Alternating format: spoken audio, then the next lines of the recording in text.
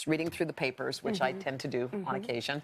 And, Look at you, smarty pants. And I saw that your mom had penned an editorial. And I remembered, before I read it, I remembered thinking, wow, your mom doesn't speak out on a lot of things, but when she does, it's with conviction and with something. So she was speaking out on the kids and who are being like kind of pulled away from their parents at these detention centers. Yeah, she sent us the op-ed yesterday. She sent it to Barbara and me, and she said, "What do you think?" And of course, Barbara and I were like, "Yes, Mom," because there is something so powerful, and I don't have this. I inherited my grandmother's sense of doing things, but she doesn't speak, like, she's not the loudest. She doesn't scream ever, even when we were naughty. But when she says something that means something. It really means something. And, you know, both of us were teachers. She taught in inner city Houston. We taught these kids. Right. We were with their parents. Right. And the reason why their parents brought them here was to live a better life, not to be, you know, torn apart. So I think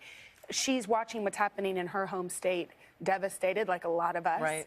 And I think she knew that her voice needed to be heard. I hope it makes a difference. Who knows? But I'm proud of her. You know, I think it's important we all use our voice in whatever way we can when we think something unjust is happening. And I think sometimes politics get so mixed up in things that you don't think about what's happening. I think people are so like on their sides, but I think sometimes if you look at things at a purely human level, like, you know, mother to mother, you know, I was just thinking, like, what would that feel like if someone, you know, took Haley, and what would that feel like, not knowing for hours or days or weeks or what is she being taken care of? Is there food? Where is she? You know, all those kinds of things. Even like it makes and you. I think because yesterday was Father's Day, which is a day that we have all celebrated with our dads, and then you know, now with our husbands, and it's something that's just so ingrained in kind of our culture.